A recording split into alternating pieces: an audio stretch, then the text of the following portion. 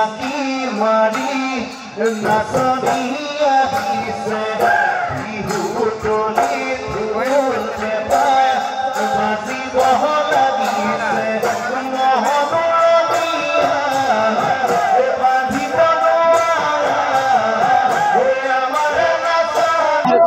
কাৰ্যকৰ্তা হয় মই অসমবাসীক ৰঙালী বিহুৰ শুভেচ্ছা তথা নৱবৰ্ষৰ শুভেচ্ছা জ্ঞাপন কৰিছোঁ। হেলচা ৰঙালী বিহু আজি 17তম ৰঙালী বিহুত আমাৰ যি পদক্ষেপ লোৱা গৈছে, আমাৰ আজি তৃতীয় দিনৰ কাৰ্যসূচী আৰম্ভ হৈছে। প্ৰথম দিনৰ পৰা সাংস্কৃতিক শোভাযাত্ৰা, দ্বিতীয় দিনা খেল ধেমালি আৰু লোকস্থানীয় শিল্পীৰ দ্বাৰা নৃত্য প্ৰতিযোগিতা, লগতে আপোনাৰ শিল্পীৰ গীত পৰিৱেশন কৰা হৈছে। আৰু আজি তৃতীয় দিনৰ কাৰ্যসূচী কাৰ্যসূচীত আমাৰ মুকলি বিহু অনুষ্ঠান চলি আছে। তো সেই অসমবাসীক আমি দেখাব খুজিছো সাংস্কৃতিক বাৰ্তা এটা হেলচৰ পৰা বিৰাজমান হৈ যাব অসমবাসীৰে বাৰ্তা এটা তাৰ কাৰণে আমি সদায় অসমবাসীয়ে প্ৰস্তুত হৈ আছো। আৰু আমি গোটেই অসমীয়া সাজপাৰত সাংস্কৃতিক ক্ষেত্ৰত কিদৰে পদক্ষেপ ল'ব পাৰোঁ, অসমীয়া সাজপাৰৰ ওপৰতো আমি গোটেই পুৰুষ মহিলা ডেকা আমাৰ কণ কণ ল'ৰা ছোৱালীখিনি সকলোৱে অসমীয়া সাজপাৰতে ওলাই আহে। এই বিহুখনত সকলোৱে অংশগ্ৰহণ কৰে আৰু এই অঞ্চলৰ পশ্চিমবংগৰ এখন বৃহত্তৰ গাঁও, এই গাঁওখনৰ পৰা এটা সাংস্কৃতিক বাৰ্তা দিয়াৰ লগতে প্ৰত্যেকটো অনুষ্ঠানত সকলোৱে সহযোগ কৰে। আৰু লগতে আজি মুকলি বিহু অনুষ্ঠান হৈ যোৱাৰ পিছতে অহাকালি আমাৰ অকল অন্তিম তথা চতুৰ্থ দিনৰ কাৰ্যসূচী থাকিব। 12 ৰঙীয়া সাংস্কৃতিক গোষ্ঠীৰ দ্বাৰা নৃত্য অনুষ্ঠান, লগতে বিহুগীতৰ অনুষ্ঠান।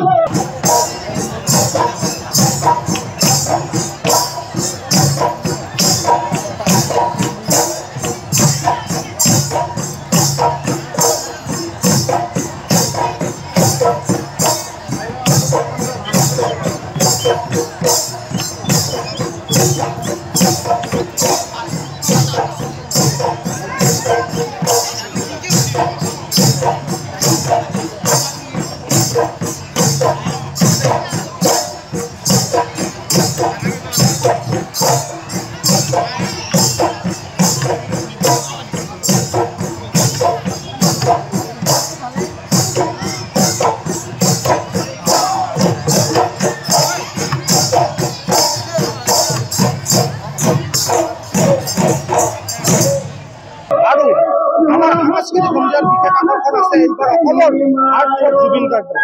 তেখেত নিশা 10 বজাত তেখেতৰ সংগীতানুষ্ঠান পৰিৱেশন কৰিব। সেয়ে অহাকালিৰ কাৰণে আমি অসমবাসীৰ পৰা এই অঞ্চলৰ ৰাইজক আমি আহ্বান জনাইছোঁ, নিমন্ত্ৰণ জনাইছোঁ। তেখেতসকলে আহি আমাৰ সাংস্কৃতিক অনুষ্ঠান উপভোগ কৰক। আৰু শেষত মই আটাইকে ৰঙালী বিহুৰ শুভেচ্ছা তথা নৱবৰ্ষৰ শুভেচ্ছা জনাই সাংস্কৃতিক সন্ধিয়াত কিমান দৰ্শক হ'ব বুলি ভাবে?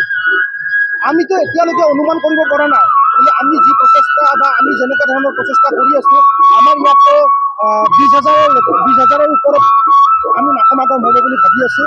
আৰু তাৰ ওপৰত হ'লে আমি কেনেকৈ ধৰণে কি কৰিম, আমি সেইকাৰণে বিস্তৃতভাৱে অহাকালি এখন জৰুৰী সভা আহ্বান কৰিছোঁ এই অঞ্চলৰ গোটেই ৰাইজক লগত লৈ।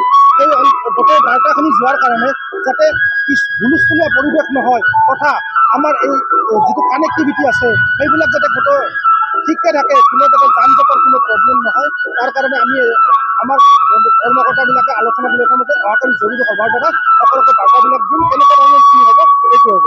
20,000ৰ ওপৰত আমি মানুহ সমাগম হ'ব বুলি আমি আশা ৰাখিছোঁ।